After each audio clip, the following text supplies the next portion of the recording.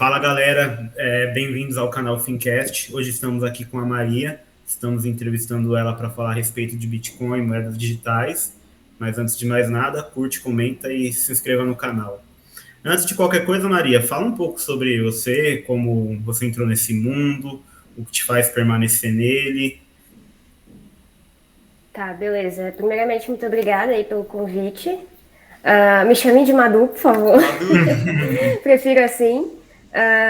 Cara, minha jornada basicamente começou em 2020, nesse universo todo, assim. Eu tava com 19 anos e eu já tava trabalhando e tal, queria uma forma de investir ou coisas assim. E eu estava muito dentro de uma comunidade de pessoas que falava de Bitcoin e eu acabei tendendo para esse lado, assim, eu queria investir, começar a investir, mas eu não sabia direito, né, mercado financeiro tradicional, e daí eu entrei, digamos, na toca do coelho, né, que o pessoal chama, sim. com a galera aí do Bitcoin. E aí eu pensei assim, vou olhar o Bitcoin, ver como é que ele funciona, vou olhar para isso, deixei o mercado financeiro de lado, nem investi em Caramba. nada, e passei a aprender um pouco mais sobre o Bitcoin por conta desses meus amigos, assim, que eu estava cada vez mais próxima deles, principalmente lá no Twitter. Então, acho que foi mais pela influência dessa comunidade, assim, e da própria época que a gente estava vivendo, né, 2020, pandemia e tal. E aí, muita gente falando de Bitcoin, falando de criptomoedas, e aí eu comecei, um amigo meu começou a me dar algumas dicas e me enviou uns satoshis, que é a menor unidade de Bitcoin. E aí quando ele me enviou pela primeira vez, eu fiquei assim, bom, tá, então agora eu já tenho meus primeiros Bitcoins aqui, tenho que fazer Já alguma foi o coisa pontapé com eles, inicial né? ali. Já dei o pontapé inicial, assim, aí eu fui pesquisar sobre, passei a estudar, então foi de uma forma bem natural, assim, eu já havia escutado um pouco antes sobre o Bitcoin, mas eu Não não dei furou a tanta bolha importância. totalmente, né? Eu não tinha dado tanta importância e também eu era muito jovem, né? Quando eu escutei pela primeira vez, acho que, sei lá, eu tinha 14, 13 anos, tava vendo um negócio de Deep Web e aí eu ouvi falar de Bitcoin, então eu não fazia nem ideia do que era. Mas foi assim que eu comecei, basicamente. Eu estava comentando aqui com o Zé, um pouco antes de você entrar, a respeito do efeito manada, né? Eu tenho dois primos, na verdade, gêmeos, hoje eles têm 30 anos. Em 2010, mais ou menos, eles já me falavam sobre o Bitcoin. Só que é aquela coisa, eles falavam para mim, só que eles não tinham coragem de colocar R$ 10 de Bitcoin naquela época. Em Então 2010 hoje, isso. exato. Então hoje vamos supor que eles perderam a chance de ficar milionário. Então, como que você vê, por exemplo, a confiabilidade das pessoas a respeito dessa moeda? E se ele também realmente é uma moeda 100% anônima, vamos colocar assim, não sei se é a forma correta de descrever. Tá. Primeiro comentando um pouco aí dessa história, né, da galera que você conhece. Realmente é bem difícil alguém querer comprar o Bitcoin em 2010, né? Porque a gente não tinha toda essa facilidade que tem hoje. Então, realmente, 2010, assim, o negócio estava começando, então as pessoas não tinham uma experiência de usuário fácil para poder comprar, então rolava mesmo esse medo. E eu acredito até que se de repente eles tivessem conseguido e tivessem tido a coragem de comprar em 2010, talvez eles não estariam hoje com os bitcoins que eles compraram em Muito 2010, né? improvável, né? Muito Muito provável provável. que não, porque hoje a gente também a facilidade aumentou e o conhecimento a respeito desse assunto também está aumentando, né? As pessoas estão cada vez falando mais, gente produzindo conteúdo, então você já tem um discernimento melhor de como gerir essas moedas e eu acredito que eles até poderiam ter tido a grande sorte, mas não, talvez não estivesse com esses bitcoins hoje. A probabilidade seria a Agora, mesma que ganhar na Mega Sena, né, ali. Comprar e ter é, mantido todo esse tempo. O pessoal que manteve durante todo esse tempo, normalmente o pessoal perdeu a senha, ou então tinha esquecido que tinha. É, e assim, de 2010 para cá, a gente teve, por exemplo, ciclos, o ciclo de 2017 ou até antes de 2013, em que o valor aumentou bastante e as pessoas viam aquilo como a melhor oportunidade que elas pra poderiam vender. ter. O cara não ia imaginar que, de repente, o Bitcoin ia chegar a quase $70.000 do ano passado para cá e, né, ele não ia ter mantido. Mas quanto à questão da confiabilidade, né, que você perguntou se ela é realmente anônima, nesse termo assim de anonimato, nessa questão assim de anonimato, a gente não tem o que a gente fala é que o Bitcoin ele é pseudo-anônimo. Você não consegue rastrear quem é que está enviando para quem, tipo, é o Zé que está enviando para o Madu que está enviando para o Igor, que está enviando para o Edu.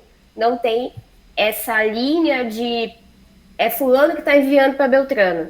Então, ele é anônimo nesse ponto, mas ele é completamente transparente porque você ainda consegue ver que tem uma carteira A que está enviando para uma carteira B, você consegue ver que tem uma conta, por exemplo, numa exchange, tipo, eu, Madu, tenho uma conta no mercado Bitcoin, e aí eu envio para o Zé que tem uma conta na Binance. Então, a gente consegue ter essa rastreabilidade de endereço, né? E às vezes até conseguir determinar que tal endereço é de tal pessoa, principalmente se você estiver usando uma exchange. Então, ele não é completamente anônimo nesse sentido. Inclusive, para algumas pessoas, a não total anonimidade do Bitcoin é um problema que deve ser corrigido. E aí, como é que, ultimamente, esse problema tem sido corrigido, né, por meio das atualizações. Então, em 2017, a gente teve a atualização da Segwit, que ela deixa as transações um pouco mais anônimas. Ano passado, a gente teve a atualização do Taproot, que também deixa a transação mais anônima. O objetivo dessas atualizações que aconteceram não é trazer mais anonimato para a rede, é trazer mais segurança em questão de escalabilidade, de transferência, mas acaba trazendo o anonimato como um outro fator. E aí a gente tem também as redes de segunda camada, como a Lightning, que eu acredito que talvez a gente entre nesse assunto daqui a pouco, que as pessoas, elas, por não estarem dentro da rede principal, elas conseguem ter um grau maior de anonimato ali dentro das transações que elas vão fazer. Então, assim, a gente tem uma segurança dessa rede, ela é completamente segura em relação a outros projetos que a gente tem de criptomoedas, mas ela não é 100% anônima. Você ainda tem uma transparência ali do que acontece e ainda existe, querendo ou não, algumas formas de você chegar a quem que possui aquele Bitcoin, ou Principalmente quem que é o se for em dono. exchanges, né? Se for P2P, Isso. acho que seria mais difícil chegar até a transação, o transmissor, né? Isso. E você consegue ver, por exemplo, quem que é o dono daquele endereço. E aí, tanto que quem é mais, assim, preocupado com o anonimato e tal, as pessoas recomendam que você transacione, sempre que você for transacionar, você faça para um endereço diferente. Então, sempre você crie um novo endereço para transacionar, para que você não tenha sempre um relacionado à sua wallet. E aí você Poderia utilizar por VPN, talvez? Funcionaria, não? funciona também. A maioria das wallets hoje, elas são conectadas com Tor. Então, já meio que usa ali um VPN que você não precisa você mesmo conectar a um, ele já está ali Ah, tá. conectado. Já roda por trás do VPN. Exatamente. Mas aí tem assim, camadas, né? Que a gente chama camadas de segurança. Não é assim, você transacionar hoje de pessoa para pessoa, não quer dizer que o cara vai saber que é você. Mas existe sim uma forma de ele conseguir rastrear o seu endereço e encontrar que é você o dono daquele endereço, pelo menos. E qual que é a diferença do Bitcoin para as demais criptomoedas?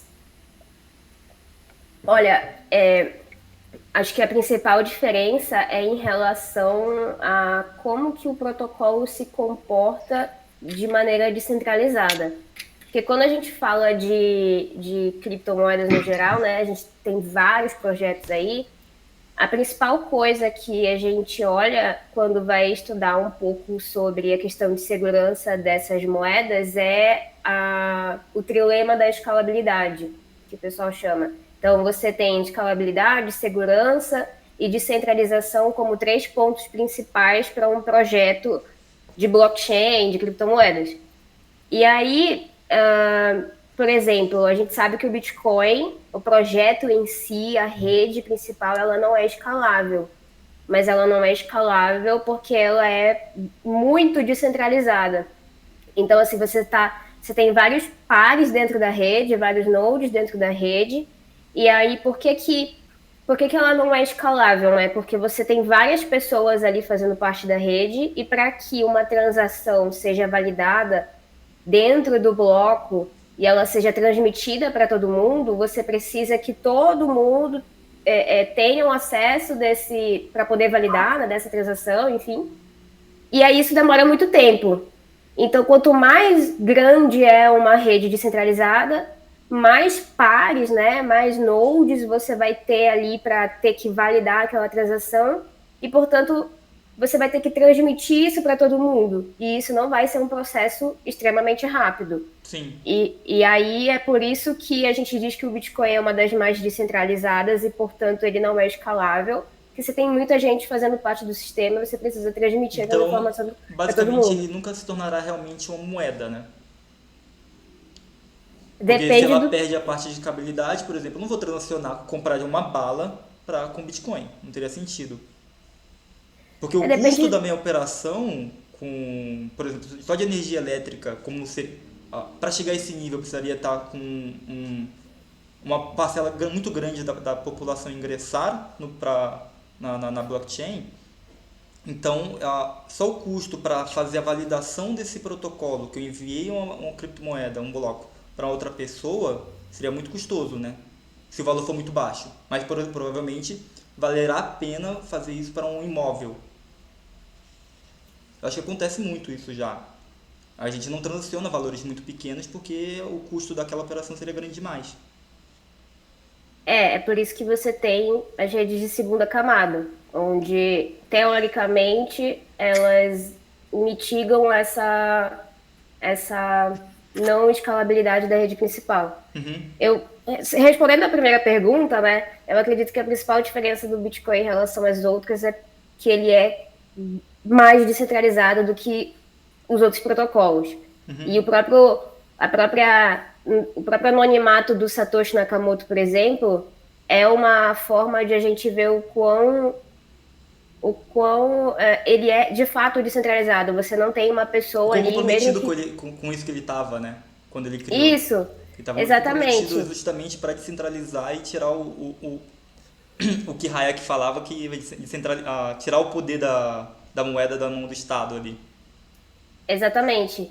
Então, assim, esse é um dos principais fatores, mas você tem, por exemplo, não tem uma fundação por trás, não tem uma pessoa por trás, a possibilidade de você ser um node é muito mais fácil do que em outros protocolos, você não teve pré-mineração de tokens, você não teve queima de tokens. Então, assim, se a gente for fazer de maneira comparativa, as diferenças elas são muito grandes, mas eu diria que a principal é o fato dele ser mais descentralizado do que os outros protocolos.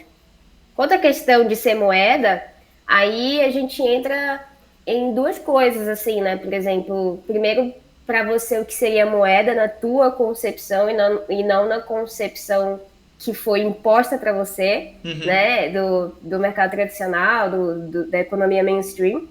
E segundo, que a gente tem hoje protocolos de segunda camada rodando para o Bitcoin se tornar mais escalável, né? A própria Lightning, que eu falei anteriormente, é um protocolo de segunda camada que está rodando no Bitcoin para que você consiga fazer essas transações aí de maneira mais barata e mais rápida e de valores bem pequenos.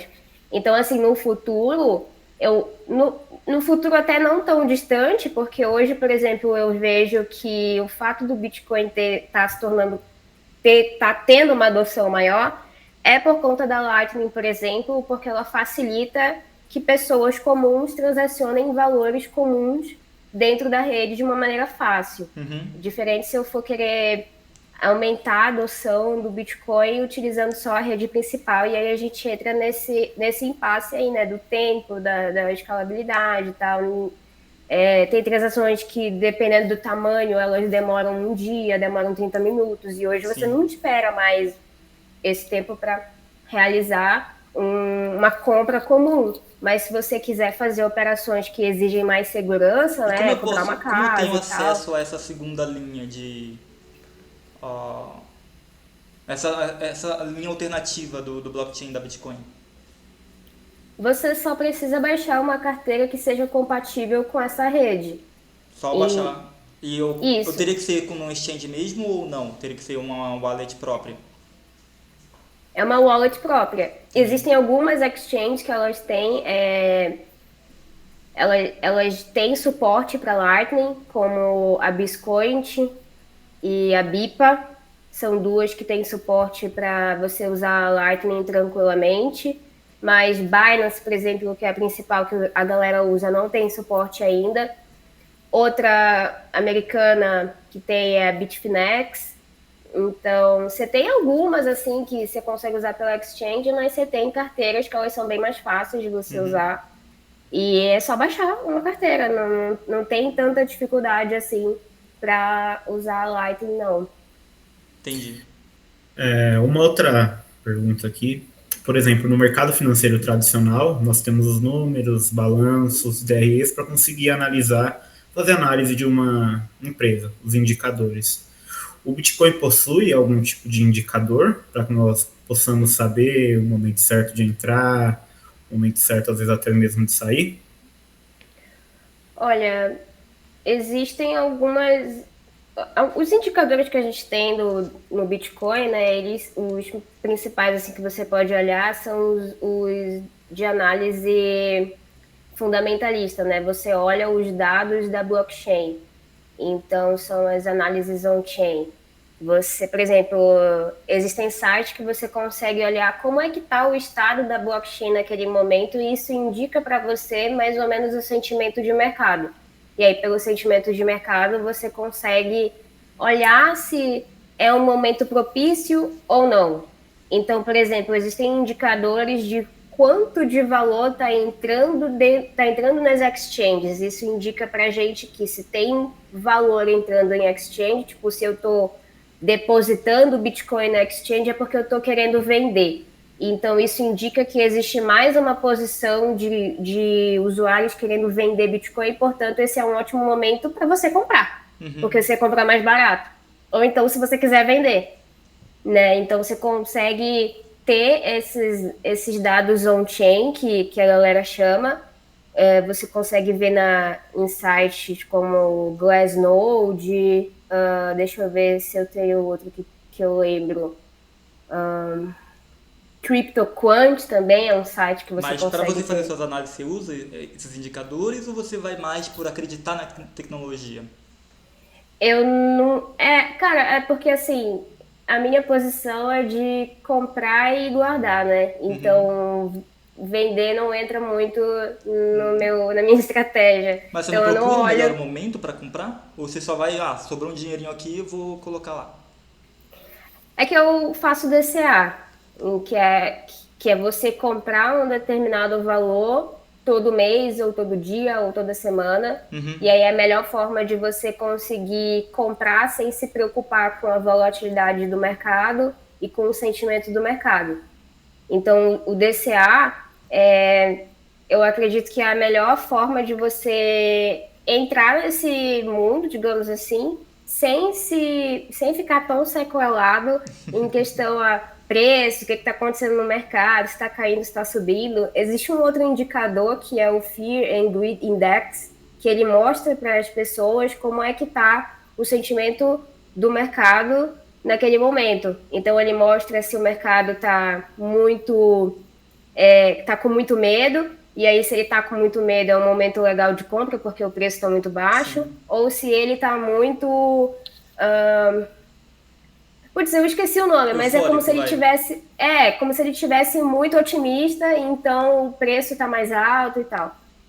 Só que aí existem movimentos meio que díspares, assim, né? Porque quando você olha, existe um grupo que quando olha o gráfico e vê que tem mais gente com medo, ele fica com medo também e ele vende. E aí tem o outro lado do grupo, que é o que aproveita o medo dos É outros que estão o vendendo e compra. dump money e o smart money, né? Seria a diferença. Isso.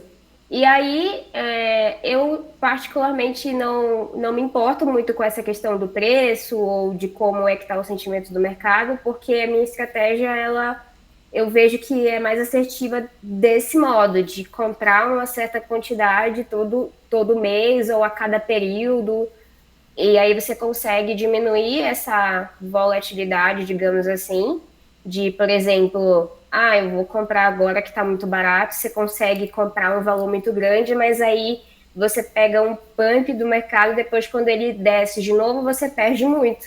Diferente se você fizer um preço médio de quanto que você vai estar adquirindo aí ao longo de um determinado período. Inclusive, tem um brasileiro, um cara aqui da comunidade bitcoinera, né, o Huberto, do Rodel BTC 100, que ele fez uma planilha para pessoas que querem utilizar esse método de DCA. Então, na planilha dele, você baixa e você consegue até estimar valores, tipo, quanto é que eu teria hoje se eu tivesse comprado tal valor em tal tempo, e aí você consegue ver que, mesmo que se você, por exemplo, você tem 10 mil reais livres assim para você comprar, e agora o preço do Bitcoin tá 102. tá $19.505 mais ou menos. E aí, digamos, você tá numa baixa, você tem 10 mil reais, e aí na planilha dele você consegue ver o que teria sido melhor para você, comprar os 10 mil de uma vez ou separar eles em compras recorrentes. E Se aí, no montar uma final, estratégia. ele mostra para você que teria sido melhor você separar os 10 mil em compras recorrentes e não comprar 10 mil de uma vez só. Porque se o mercado dá uma baixa, igual a gente está vivendo agora, você perde muito mais você tendo comprado os 10 mil de uma vez só do que, por exemplo, ter separado 1.000 para comprar a cada mês durante 10 meses. Mas o teu retorno Entendeu? também seria menor, né? Levando em consideração essa estratégia. Diminui o teu risco com a volatilidade, mas o teu retorno também se torna menos otimizado, vamos dizer assim. O retorno ele é menor, né? No longo prazo. No longo prazo, ele é maior. No No longo curto prazo é prazo, maior. ele é É, menor. foco é o longo prazo, O né? foco é o longo prazo, porque se você está olhando para um ativo que ele não inflaciona ao longo do tempo de maneira artificial, você. Porque, tipo assim, o Bitcoin você consegue prever. Não é que você consegue, você tem como prever a inflação dele ao longo do tempo. Sim. Então, você olhar para o longo prazo, você consegue ver que à medida que os halvings forem acontecendo, você, na verdade, vai ter retornos maiores, porque a moeda ela não vai desvalorizar ao longo do tempo. Se você for olhar em questão de Bitcoin mesmo e não de moeda fiat, não de reais, por exemplo. E E. no. Pode Pode falar, dizer. Edu, pode falar. E no tempo, por exemplo, da crise da pandemia, que o Eu ia falar mercado isso ficou agora. totalmente bagunçado, como foi, tanto para você quanto para os aficionados pelas criptomoedas, lidar com essa crise? Que acredito eu tenha sido a mais diferente da história humana. Cara, assim, eu, eu entrei, mergulhei mais a fundo em 2020, né? Mas foi no final de 2020. Teve gente que já tava. A galera que eu conheci, que meio que foram meus mentores nesse universo, assim, eles eram gente que estava desde 2014, desde 2017. Então, eles já tinham passado por vários ciclos e eles já tinham sobrevivido a esses ciclos. O ciclo de 2020, né, ali do período da pandemia, nada mais foi do que só mais um ciclo dentro de tantos outros que haviam acontecido. Então, o que eu vi é que existem dois grupos de pessoas, assim, basicamente, que são os que estão olhando para o curto, médio prazo e que sentem muito medo da volatilidade, porque, assim, enquanto o mercado está no hype, eles estão se favorecendo, mas eles têm muito medo do movimento do mercado, porque eles estão. Eu sei que hoje o mercado tradicional e o mercado cripto, ele está cada vez mais junto, assim, então você vê que existem movimentos parecidos. Sim, já tem fundos sincronizados com ativos, né, criptoativos, Exato, ETFs e tudo mais. exato. Só que existem pessoas em que elas estão olhando muito mais para os fundamentos desse mercado do que necessariamente para o valor dele. E eu tô mais no grupo dos fundamentos. Porque, assim, a galera que eu conheci e que me ajudou a entender e aprender mais sobre, são pessoas em que, primeiro, o pensamento delas não está voltado para o mercado tradicional. Então, não são pessoas que investem em outras criptomoedas, tipo, são só bitcoinheiros, são só, tipo, only Bitcoin. E Você o é desse fundamento... perfil? Sim, Você é eu sou desse full perfil. Bitcoin? Não tenho altcoins, mas Entendi. também não julgo. Mas, assim, são pessoas que estão olhando muito mais para o fundamento do que para o que está acontecendo agora no mercado. Porque se você olha o que está acontecendo agora no mercado e você tenta levar isso para o Bitcoin, tipo, o que está acontecendo com o Fed? A taxa de juros vai subir, vai diminuir, como é que vai ficar o mercado e tal. Você fica sequelado e você fica focado num sistema ainda fiduciário. E o objetivo do Bitcoin é literalmente sair desse sistema fiduciário, mesmo que as pessoas às vezes ainda coloquem ele Você não dentro. acha que pode existir uma sincronicidade de ambos os cenários?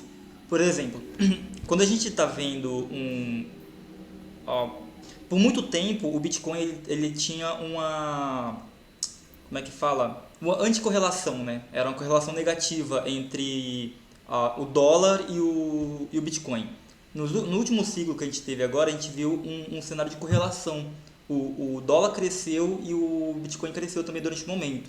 Claro que agora, com a guerra, basicamente, principalmente, teve essa disparidade, né? Teve um aumento do dólar e o Bitcoin deu uma baixada. Valorização, né? Valorização e Isso, desvalorização. valorização do dólar desvalorizou o Bitcoin. Tu não acha que conforme o investidor médio ali, a pessoa média, que não tem tanto conhecimento nem de um lado nem do outro, ela vai sincronizando esses dois ambientes, vamos Dois dizer assim? ativos. Só completando a pergunta do Zé, basicamente, você acha que a taxa de juros, por exemplo, principalmente americana, ela interfere no Bitcoin? Cara, eu acho que alguns movimentos do mercado tradicional, eles acabam interferindo, talvez um pouco, nem que seja no curto prazo, no preço do Bitcoin ou em outros ativos, porque hoje a gente está tendo uma entrada muito grande de investidores institucionais, investidores qualificados e tal, então são pessoas em que elas estão dentro desse mercado, e outra, às vezes são pessoas que elas não podem comprar diretamente de exchange, são investidores em que eles têm que comprar via mercado balcão, são investidores que têm que comprar via ETF. Então, assim, é diferente de eu que posso pegar e comprar numa exchange direto. E o que acontece é que quando você... Esses investidores, a maioria deles, eles estão olhando para o Bitcoin como algo lucrativo, como olhando literalmente só para o preço dele. Diferente do investidor, da pessoa média ou do cara ali meio mais entusiasta da coisa, que está olhando para a filosofia do negócio e tal. Então, inevitavelmente, essas pessoas que têm mais poder de movimentar o mercado, elas vão acabar influenciando ele de uma maneira, nem que seja no curto prazo. Porque quando você tem aumento de taxa de juros, quando você tem qualquer mudança assim, isso pode beneficiar mais investidores quando eles estão dentro do mercado tradicional. Então, você tem aumento de taxa de juros, investimentos de renda fixa, eles ficam mais atrativos porque você vai ter retorno maior com menos risco. E aí você tá ali dentro do mercado volátil, então eu vou investir mais na renda fixa, vou tirar aqui um pouco desse ativo que é mais volátil, que não está me dando retorno agora, e vou na renda fixa que ele me traz mais retorno e tal. Então eu acho que isso está acontecendo, não pode acontecer, já está acontecendo, porque a gente tem esse grande movimento de institucionais entrando, mas eu acredito que isso sempre vai ser movimentos de curto prazo. Não acredito que isso vai determinar como é que o Bitcoin vai agir ou não, que independente de qualquer coisa, continua sendo um ativo que não tem dono nenhum. Então, mesmo que eu tenha um grupo que pode elevar ou diminuir o preço no determinado período, isso não vai ser permanente e não vai ditar as regras do mercado, por exemplo. Para você que foca no longuíssimo prazo, na verdade, nem interessa muito ficar olhando para esses microcenários, né? Para mim e para a maioria das pessoas que eu acompanho, que a gente tem muito essa visão mais filosófica da coisa, que a galera até chama a gente de seita religiosa e tal, né?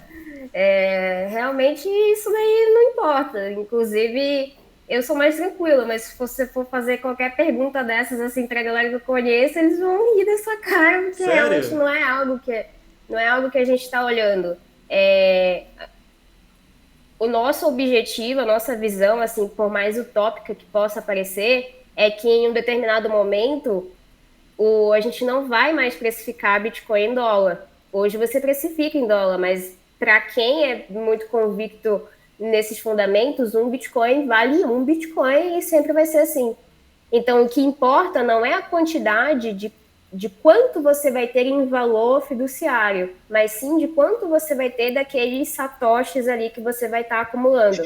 É por isso que muita gente adota a estratégia do DCA, de comprar uma certa quantidade em determinado período, independente do preço, porque para eles o valor em reais ou em dólar ou qualquer que seja a outra moeda fiduciária não é importante, sim quanto mais você vai acumular daquilo ao longo do tempo, porque na nossa perspectiva, todas as moedas fiduciárias elas tendem a zero, todas elas vão cair, todas elas vão...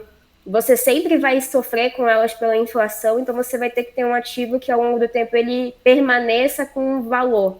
E se você tem só 21 milhões de unidades de Bitcoin, onde a maioria delas você já nem tem mais acesso, porque ou as pessoas morreram, ou elas esqueceram a senha da wallet, você tem cada vez menos satoshis por pessoa. Vai ficando cada vez mais escasso.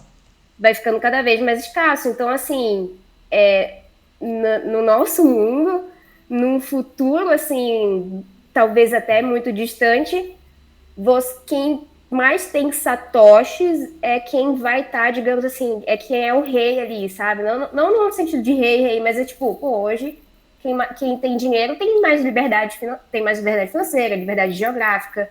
E para quem olha mais para os fundamentos assim, é basicamente a mesma coisa, só que dentro de um padrão... como é que a gente chama? Dentro de uma hiper-bitcoinização, né? Dentro de um padrão Bitcoin, não num padrão fiduciário. Mas fazendo uma correlação aqui entre dois casos, você basicamente aposta contra o dólar, né? Há 200 anos já aposta contra o dólar. Você fala que a possibilidade, a tendência da moeda fiduciária é chegar a zero por conta da inflação e tudo mais. Mas, ao mesmo tempo, no longo prazo, o Bitcoin não pode ser hackeado, por exemplo? Cara, primeiro, eu não aposto contra o dólar. Não, eu não aposto contra o dólar. Quando você fala que o dólar, a tendência dele é chegar a zero, você está apostando contra o dólar. Porque você não acredita naquilo. Não é uma aposta, são fatos, isso vai acontecer. Se você olhar, por exemplo, falam isso. Desde quando o dólar surgiu até agora, o valor que ele tem, não digo que ele vai deixar de existir, mas ele vai cada vez perdendo valor. É igual a nossa moeda mesmo. A gente já passou por 7, 8 diferentes tipos de moeda porque elas sofreram com hiperinflação, elas hiperinflacionaram, elas não tinham mais valor nenhum. Você precisou criar um novo sistema, teoricamente um novo sistema. Sim. E isso pode vir a acontecer com dólar. Então, assim... Mas o risco, colocando um paralelo aqui bem esdrúxulo, mas não teria o risco também de um bloco de Bitcoin ser hackeado? Aí a gente entra na questão da prova de trabalho do Bitcoin, né? Da questão da mineração. Hoje, para você minerar um bloco, né, de Bitcoin, você tem ali um valor, teoricamente, de poder computacional que você precisa para poder minerar esse bloco, para poder realizar a prova de trabalho e conseguir minerar. E hackear a rede do Bitcoin seria basicamente você, por exemplo, assim, vou colocar como um exemplo prático. Eu sou um minerador e eu quero mandar Bitcoins para mim. Quando você é um minerador, o que funciona na mineração? Se você minera um bloco, você ganha a recompensa dele, certo?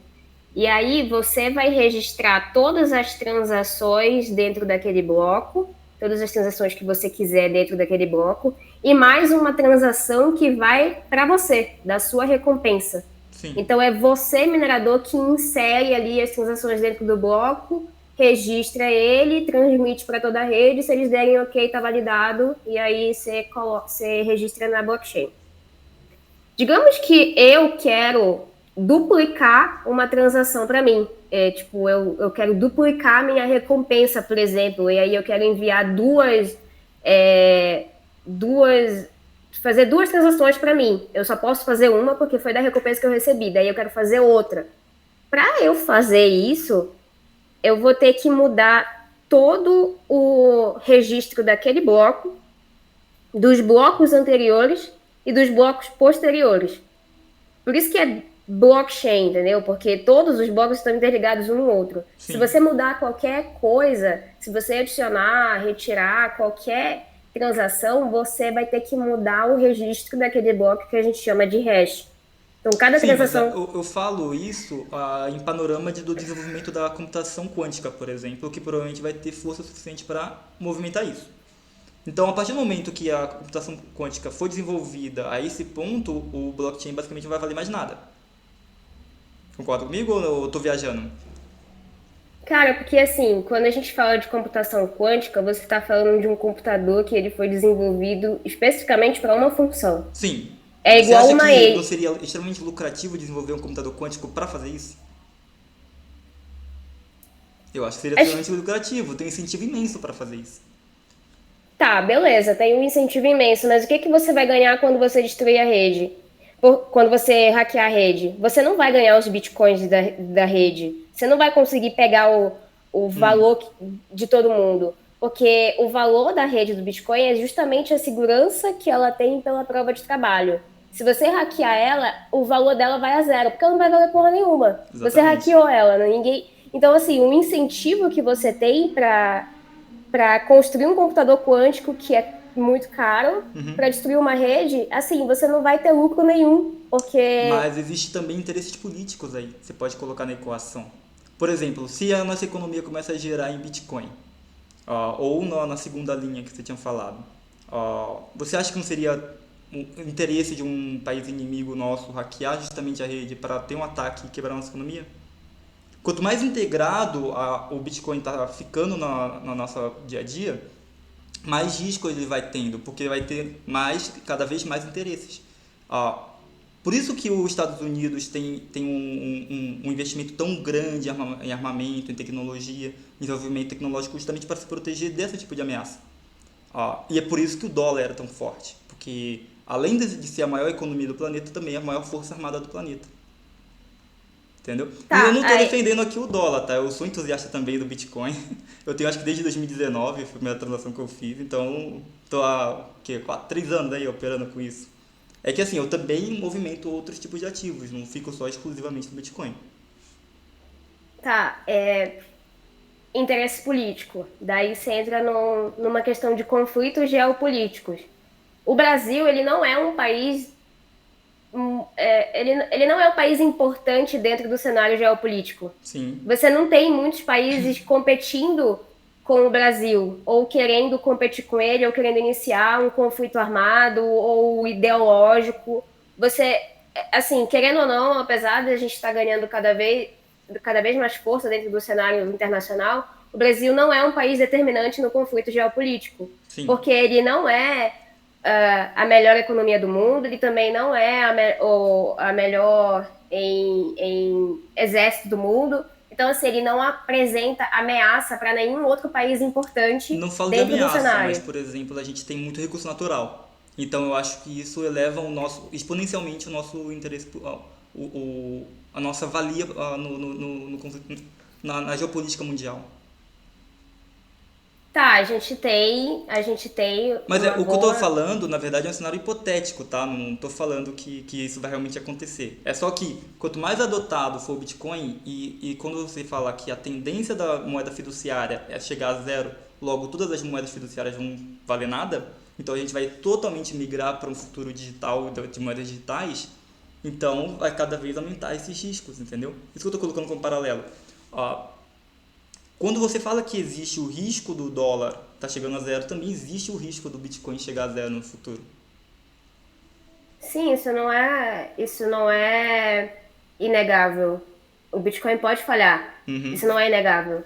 Só que assim, ele pode. Ele não é uma questão de ele pode falhar, diferente de uma questão de uma moeda que vai falhar, que você sabe que ela já vai falhar pelo fato de que ela está dentro de um sistema onde ele é completamente centralizado. Mas assim, tentando responder a tua pergunta de novo, beleza, a gente tem essas nuances assim, mas o que que você está vendo hoje no cenário financeiro, assim, o que que os estados estão querendo fazer? Estados, quando eu falo países. Eles não estão gastando dinheiro para destruir o Bitcoin, para acabar a blockchain do Bitcoin e fazer ele não existir. Eles estão investindo em criar o próprio sistema para competir com o Bitcoin. Então, a maioria dos países hoje, eles estão olhando para a CBDC, que é a moeda digital do Banco Central. Hoje Sim. você não usa mais dinheiro no papel, você está usando o Pix e tal. Os outros países eles estão criando o seu próprio sistema para competir com o Bitcoin. Então, assim, de que maneira eles podem destruir ou evitar que as pessoas usem Bitcoin? A primeira forma, eles obrigando você a usar a CBDC, e a segunda forma é de censurando provedoras de serviços com Bitcoin. Então, você impedir, por exemplo, que as pessoas usem o Bitcoin e dando uma alternativa teoricamente melhor para elas, é muito mais barato do que você destruir esse sistema por completo utilizando o computador quântico, por exemplo.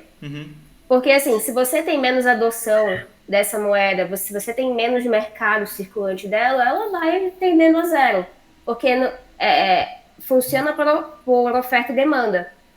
Então, assim, mas inevitavelmente você ainda vai ter, por exemplo, alguém assim super cypherpunk que vai continuar usando a moeda independente do jeito que seja. Só que a maneira mais viável que eu vejo de governos tentarem impedir de você usar Bitcoin, de você ter Bitcoin, É a concorrência. é a concorrência e não criando computador quântico para destruir o Bitcoin Com força bruta. É. com força Eu, bruta. eu tenho algumas dúvidas aqui. Por exemplo, você me corrigir se eu tiver alguma informação errada. Acho que final do ano passado, o Putin chegou a proibir o Bitcoin na Rússia, ele desvalorizou, e acho que foi uma semana antes dele invadir a Ucrânia, ele retornou a legalizar o Bitcoin, e o Bitcoin voltou a valorizar. Depois nós temos a China como a segunda maior mineradora de Bitcoin do mundo. E nós temos também o Elon Musk, que vive brincando com o Bitcoin. Eu enxergo, aí para mim, claro, o Elon Musk ele é uma figura assim indiretamente representando o governo americano. Você tem o próprio governo russo e o próprio governo chinês, as três maiores potências militares do mundo. Acredito que eles se enquadrem como baleias, os três. E como você enxerga esse movimento e por que eles tendem a fazer isso? Porque eu acredito, eu tenho visto que eles têm usado basicamente o Bitcoin como forma de meio que desestabilizar a economia global. Cara, assim, quando aconteceu esses movimentos, por exemplo, da Rússia, né, do Putin e tudo mais, ele primeiro impediu, mas depois ele retomou um pouco ali atrás, porque ele estava precisando, teoricamente, do Bitcoin pelo fato dele ser incensurável. Então, é que assim, eu entendo que ele fez da seguinte forma, quando ele proibiu Ele o barateou pra Bitcoin. comprar. Ele barateou para ele comprar e talvez depois revender. Então, eu enxergo que ele tenha feito esse movimento mais para ele até aumentar a sua base monetária do que propriamente ser alguma questão ideológica dele com relação ao Bitcoin. Isso pode acontecer. Igual o Elon Musk faz os movimentos desde Pump Dump, né? Isso pode acontecer. A gente não nega isso. Existem muitas baleias no mercado que elas não vou dizer assim que elas mandam no mercado, mas elas podem determinar certos movimentos a curto prazo. Sim. Então, às vezes, talvez seja até um pouco assertivo você ir contra o movimento das baleias, porque daí você se beneficia também de alguma forma. Não dá para você competir com uma baleia no mercado, a não ser que você seja uma. E aí você não vai competir, você vai jogar junto com ela. Sim. Então, assim, esses movimentos, eles não são inegáveis, né? Não dá pra gente dizer que é perfeito e que não é corruptível. Só que eu não vejo isso como algo que possa impactar 100% um investidor comum, por exemplo. Porque, assim, se eu sou um Elon Musk e eu estou fazendo um movimento de pump dump, estou fazendo um movimento de mercado ali, onde eu vou conseguir baratear para comprar mais, etc. Cara, o livre mercado, digamos assim, acontecendo. Você não tem muito o que fazer. Igual quando a gente fala, por exemplo, pode ser até uma questão de vocês, e eu já vou trazer aqui. Quando a gente fala de centralização da mineração do Bitcoin. Pode acontecer ou não? Porque eu tenho, mesmo que seja completamente centralizado, mas eu tenho pools de mineração que têm poder maior de hash rate e conseguem minerar mais do que outros. Tem o sistema operacional, o poder computacional e o preço da energia elétrica, né, que influenciaria muito nisso. Pois é. Então, você tem sim uma centralização da mineração acontecendo, porque hoje, se eu quiser minerar na minha casa, eu até posso, mas eu vou gastar pra caramba. Então, assim, qual que é a grande questão? Você pode fazer, você consegue fazer, mas não vai ser tão eficiente quanto alguém que está numa região onde a energia é mais viável, onde a legislação é mais amigável e onde eles têm investidores para introjetar dinheiro para você expandir a operação. Só que aí, o que acontece dentro desse sistema é que por mais que você tenha empresas em que elas têm mais poder de minerar blocos, enfim, você ainda assim consegue, como você sozinho, ser soberano dentro do sistema, rodando Node ou fazendo parte da rede de alguma forma. Porque mesmo que os mineradores eles consigam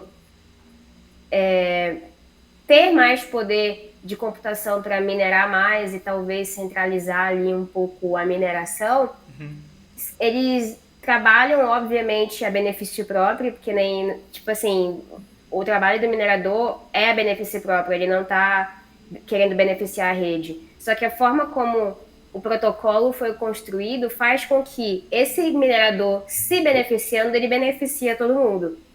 E a gente tem, querendo ou não, uma rede muito grande assim de mineradores em que eles podem participar da rede e validar ou não certos movimentos de outras mineradoras. E a gente já teve movimentos de mineradoras querendo centralizar cada vez mais a rede, por exemplo. Eu não lembro agora o nome, né? Mas teve uma fornecedora, acho que foi até a Bitmain, de ASICs, que eles não queriam que uma determinada pool aceitasse certos tipos de transações. Eles não queriam aceitar. Só que aquela pool pode não aceitar aquela transação, mas outras vão e elas vão se beneficiar mais ainda por conta das taxas de transação e etc. Então, assim, existem alguns movimentos em que eles aconteceram e eles acontecem. Por exemplo, existem algumas curiosidades dentro do Bitcoin, que teve blocos, por exemplo, que dentro dele só tinha uma transação. E aí você pensa assim, caramba, como é que o bloco só vai ter uma transação, sendo que ele comporta várias, né? Mas é porque aquela pool em específico decidiu não aceitar as outras.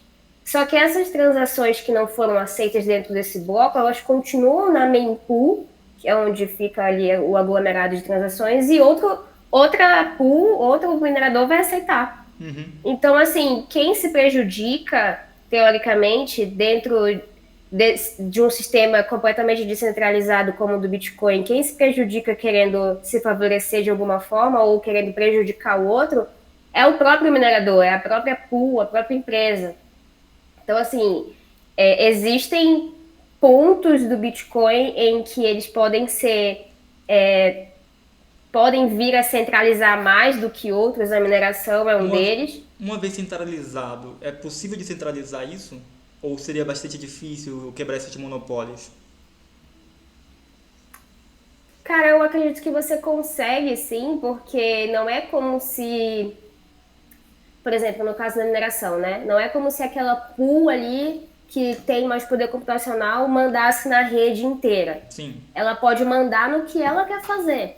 E talvez, por exemplo, a Bitmain é uma das maiores fornecedoras de ASICs do mundo inteiro. Eu sou uma mineradora que compra 100% dos meus equipamentos da Bitmain. E aí tá rolando uma atualização, digamos, Taproot. Os meus mineradores, eles têm que sinalizar se eles querem que essa atualização aconteça ou não. Mas aí tem alguma coisa ali naquela atualização que a Bitmain não quer que aconteça. E aí ela pode chegar para mim e falar assim, ó, é o seguinte, não quer, nenhum dos mineradores de vocês tem que aceitar, tem que dar positivo para essa atualização, porque senão eu vou parar de fornecer para vocês, ou eu vou deixar o preço mais caro, ou sei lá o quê. Uhum. E aí eu posso escolher se eu quero ou não, né, aceitar isso ou não. É o puro jogo do capitalismo, né? Só que assim, pode haver com que 3 ou 4 pools de mineração tenham mais poder ali computacional? Pode haver, mas elas não podem impedir que outra pool surja. Então, assim, você consegue entrar na rede sem que ninguém impeça você, porque ela continua sendo descentralizada, mesmo que exista algum ponto de centralização. Então, não é como se fosse literalmente, por exemplo, um monopólio das... Como é aquele lugar que você abastece o carro? Eu esqueci o nome. Posto de gasolina? Isso. Por exemplo, aqui na minha cidade tem monopólio do posto de gasolina. Tem certos postos de gasolina que só lá que a gasolina é boa e barata. E também, eu não sei se ainda está acontecendo aqui, mas, tipo assim, a cada 5 metros tem um sinal, assim. E aí você um semáforo. E aí você passa e, tipo assim, todos eles vão ficando vermelhos, assim, tipo, você tem um monopólio que eles, quem manda aqui no estado faz com que esses sinais eles ficam sempre mais vermelhos do que verdes, porque você vai gastando mais gasolina, você vai parando, você tem pontos estratégicos. Caramba, teve uma junção ali, talvez um acordo entre a prefeitura e o posto de gasolina. Um pouquinho de dinheiro deve ter rolado. Eu tenho outra pergunta também, a respeito da escalabilidade do Bitcoin. Por exemplo, você disse aqui que, dado momento, acredita que ele vai valer 1 Bitcoin, não X dólares. Só que eu enxergo que o Bitcoin ele é um ativo muito nichado. São pessoas específicas que têm esse ativo e que, de certa forma, são pessoas que estudam mais a economia em si e buscam alternativas de se livrar do controle estatal. Como fazer com que uma pessoa comum, a padaria da sua rua, da minha rua, ela passe a aceitar o Bitcoin ao invés da moeda estatal? Porque, por exemplo, nós ainda estamos falando assim, de forma global, de uma população comum. É aquela população que quer trabalhar, comer e ter a família dela. Eu acho que eu sei a resposta dela, Igão. É só você pensar, é só a moeda virar uma moeda da Venezuela, por exemplo. Quebrou a moeda, você vai pro Bitcoin. Não, entendi, mas, por exemplo, para o Bitcoin valer alguma coisa, o que eu digo é o seguinte, quem faz o mercado girar são as pessoas, o indivíduo. Então, se você tiver poucas pessoas concentradas com o Bitcoin, elas vão se afastar mais do mercado em si, dos meios de troca, do que propriamente ter um poder aquisitivo maior, entendeu? Entendi.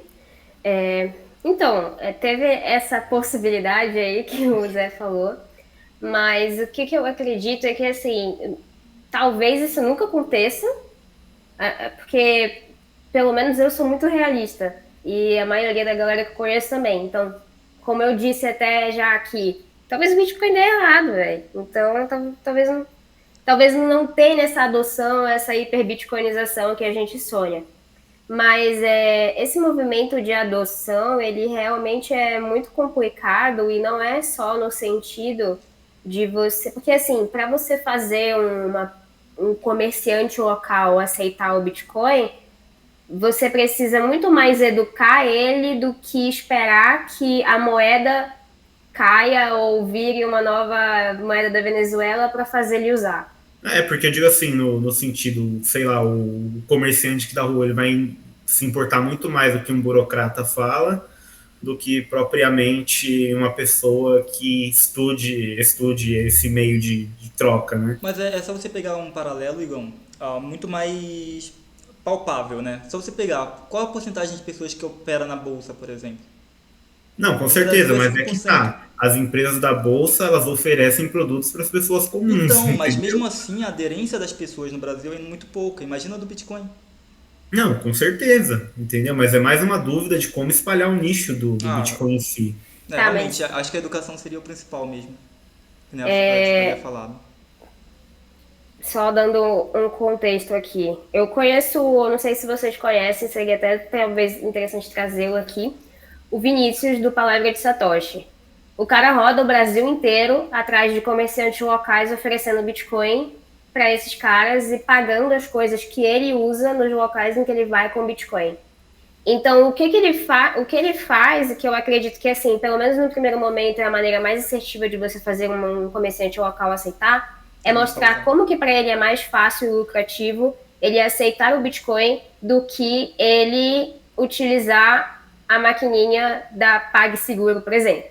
Porque hoje você tem o Pix, que facilita pra caramba, mas você tem também muito pagamento, débito, crédito, utilizando maquininha. O comerciante, ele perde muito nessas transações porque ele tem que pagar a anuidade, mensalidade e as taxas da maquininha. Então, para ele, qual é a melhor forma dele receber aquilo rápido, barato e seguro? Pode ser com Pix, pode ser, mas pode ser com Bitcoin também. Talvez ele não vá utilizar ou guardar o Bitcoin, enfim, ficar com ele, mas seria uma forma de você aumentar um pouco mais a adoção, mostrando para ele é mais lucrativo. Então, o comerciante ele está olhando para o lucro próprio e para o que para ele parece ser melhor financeiramente falando. Principalmente o comerciante local.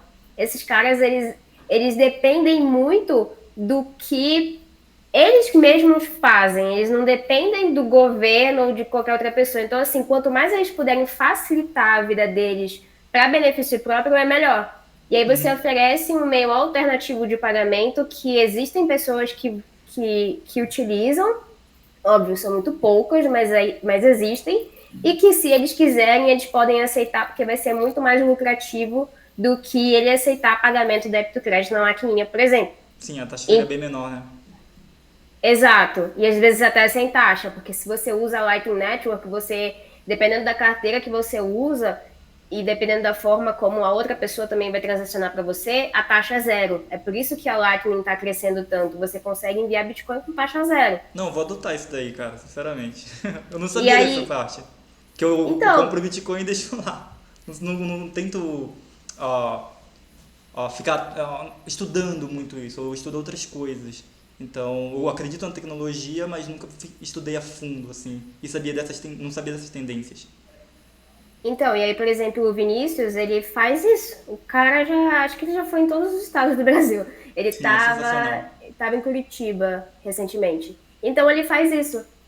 É óbvio, né? Pode ser que duas, três pessoas apareçam lá querendo comprar Bitcoin com carinha, mas ele já sabe que aquela pode ser uma alternativa melhor e se ele entender que para ele aquilo é mais benéfico, ele pode até instruir o próprio cliente dele a pagar ele daquela forma. É igual quando você vai por exemplo, tem um cara que vende hot dog aqui perto de casa e aí ele chega para os clientes e fala para pagar no Pix, no QR Code. Então, assim, você como comerciante tem o poder de dizer para o teu cliente como você quer que ele te pague. E se ele perceber que é benéfico para os dois, ele vai fazer Sim. isso. É aquilo, Então, assim, incentivo, né? é o incentivo. Madu, tá tranquilo pra você o horário? Dá para ficar mais uns 20 minutos, né? Porque como eu vou ter que sair, então não dá para ficar. Eu até ficaria até mais um pouco, mas assim, se passar disso, aí eu vou chegar atrasada, não vai rolar. Não, Não, tranquilo. sem problema. Então, eu só tenho, acho que uma última pergunta, não sei se você vai ter mais alguma. referente à sua filosofia de investimento. Você diz que foca muito no longo prazo. Você enxerga essa filosofia como parecida com a do Barsi e a do Buffett, por exemplo? Digo, na questão do longo prazo? A questão do longo prazo é a mesma, né? O problema é, Porque eu vi muito é o similar, ativo. mas O ativo é totalmente diferente. A questão do longo prazo eu vejo que é bem parecido, mas Vai, é só Raul. nisso, né? Porque eles são muito a favor de diversificação, né? Também. Então, eu, e eu eu, não Não, e tanto. outra, para eu eles tenho tem uma uma. questão principal, na verdade é o preço, o Igão. Exato. Eles levam muito em consideração E. o preço. Ela, pelo que eu entendi, ela não está importando com o preço, ela está importando Não, em sim. acumular. Que eu digo mais porque eles têm essa questão do longo prazo. E o próprio Barsi, por exemplo, ele diz que não investe em Bitcoin, porque. Não Barsi em si, eu vou pegar a filha dele, né? Citar o nome dele errado. A Louise Barsi, ela diz que não investe em Bitcoin, porque ela investe em grandes empresas que têm um poder aquisitivo muito grande, e se em dado momento o Bitcoin passar a ser aceito por essas empresas, elas redistribuirão os dividendos em forma de Bitcoin, e dessa forma ela estaria recebendo o Bitcoin. Que você acha dessa frase? Se tem algum sentido? O que você acha no fim? Cara, eu entendo o pensamento dela, que ela estaria recebendo Bitcoin, mas na verdade ela não vai estar recebendo Bitcoin, ela vai estar recebendo os dividendos do quanto aquilo rendeu ou não. É igual você comprar Bitcoin no Nubank. Você não está comprando Bitcoin, você está comprando um título de que você adquiriu aquele valor que você comprou. Então, se, por exemplo, sei lá, ela recebe o dividendo porque a empresa investiu em Bitcoin, mas aí depois o Bitcoin sobe 60, 70, 80% num determinado período, ela não vai ter essa valorização na carteira dela. Mas a empresa pode ter a valorização por conta dos dividendos, ela pode receber ali aquele valor referente ao quanto os ativos que valorizaram na carteira dela, mas não o ativo em si. Então, assim, Olhando do ponto de vista de até tributário, ela vai estar pagando muito imposto em cima dessa rentabilização do Bitcoin nesse caso. exatamente. E muito provavelmente ela nem vai receber dividendos da valorização total do ativo, porque as empresas elas geralmente não investem em um só ativo, né? Elas têm uma carteira que compõe uma gama ali de outros investimentos em que faz ali, um valoriza 80, outro 20, outro 30, outro 40, faz uma média, quanto que vai dar para cada um que está investindo naquele fundo, né? Então é basicamente isso. Então ela primeiro que nem vai ter o Bitcoin em si, ela não vai estar investindo no Bitcoin em si, nem muito menos receber a valorização total do ativo, e ela ainda vai ter que pagar uma taxa de corretagem, não de corretagem, né, mas da empresa que vai estar administrando, né, a taxa de administração disso, fora os impostos. Então, assim, seria muito mais lucrativo, mesmo que ela investisse uma quantidade muito pequena do patrimônio dela, se ela investisse diretamente no ativo, do que em empresas que vão adquirir aquele ativo ou não. Até porque a empresa pode até nem adquirir o ativo, né? Pode ser um Nubank da vida que vai dizer que adquiriu e não adquiriu. Aconteceu isso? Eu não tô sabendo. É porque, assim, na verdade, a gente não acredita muito que o que você está comprando no Nubank é Bitcoin de fato. Sim. Então, por isso que muita gente da comunidade acredita que, na verdade, você está só comprando um título. Nada garante que, de fato, a Nubank tem reservas em Bitcoin para suprir todo mundo que vai comprar deles. Até porque eles ainda não autorizaram o saque de moedas. Então, se eles não autorizaram o saque de moedas, isso dá mais ainda insumos para a gente acreditar que eles não têm essa reserva Você que eles acha que dizem eles ter. estão usando o dinheiro que está entrando das pessoas aplicando nisso para adquirir o Bitcoin? Ou seja, estão sendo financiados? Talvez nem seja para adquirir o Bitcoin, ou pode ser, mas assim, que quem está comprando Bitcoin do Nubank está financiando o banco, isso sem dúvida. Faz sentido. Mais alguma dúvida aí, ô Igão? Não, acho que da minha parte é só Ah, isso. uma coisa que é bem interessante, a gente normalmente pede 3 livros assim para você estar indicando para a pessoa adquirir conhecimento referente a esse conteúdo que você está trazendo? Cara, Ou três. aquilo que você acredita, assim, É. na sua pessoa física mesmo, que você leva para a vida. Bom, assim. Ai, caramba, é meio difícil a segunda, né, Igor? A segunda entra num papo filosófico que fica 2 horas falando o que eu acredito. Mas, assim, é que, dado o contexto até aqui do que a gente vem conversando, né, do que a gente conversou hoje, o que eu acredito e o fato de eu ser tão meio que religiosa, né, dentro dessa seita, assim, em relação ao Bitcoin, é porque eu vejo que a gente está dentro de um sistema em que nós não somos soberanos e autônomos dentro dele. Então a gente. E tudo que está dentro dele não é coordenado por nós, e sim por quem está comandando esse sistema. Então, independente se eu estou investindo no mercado tradicional ou em tal criptomoeda, você sempre vai ter um fator centralizador dentro desse projeto, dessa rede, que não vai fazer você ser autônomo do seu próprio dinheiro. E eu vejo a questão do dinheiro não como algo que você vai ganhando valor ao longo do tempo, mas sim algo em que você trabalhou por muito tempo para conseguir. Então, a energia que você gasta, o tempo e o trabalho que você gasta para ter dinheiro, ele deve ser valorizado e ele não é valorizado com o sistema que a gente vive A hoje. valorização depende de terceiros, né? Então assim, você trabalha cada vez mais, você demanda muito tempo, muito esforço, e a tua recompensa, ela ao longo do tempo nunca vai ser igual ao esforço que você depositou Porque o trabalhando. esforço é passado, enquanto o que você recebeu vem no futuro, né? E ele vem inflacionado. Então, assim, eu tenho. Eu ficaria umas 2 horas falando sobre isso. Mas é que eu penso muito nisso, nessa questão do quanto que você luta para ter um patrimônio e o quanto ele é destruído por quem não está trabalhando igual você. E quem está usufruindo daquilo não está pensando igual você. Então, você está trabalhando para que o governo gaste o teu dinheiro da maneira como ele acha melhor. É por isso que eu sou bem cética em relação a esse cenário, assim. Você é ANCAP ou libertário? Cara, eu já fui muito, já me considerei muito ANCAP, mas agora eu acredito que eu tô mais ali para libertária. Só que, assim, o libertário, ele necessariamente é um anarcocapitalista, né? Por conta da visão econômica. Mas eu prefiro dizer que eu sou libertária porque a palavra soa É menos mais bonitinha. agressiva. Parece menos extremista. É. Soa menos agressiva. Mas agora, indicando o livro, né? Eu tenho 3 livros aqui na minha frente, mas o que eu gosto mesmo, que eu acho que seria legal, tipo, todo mundo ler, é o Bitcoin Red Pill, do Renato Amoedo e Alan Schwann.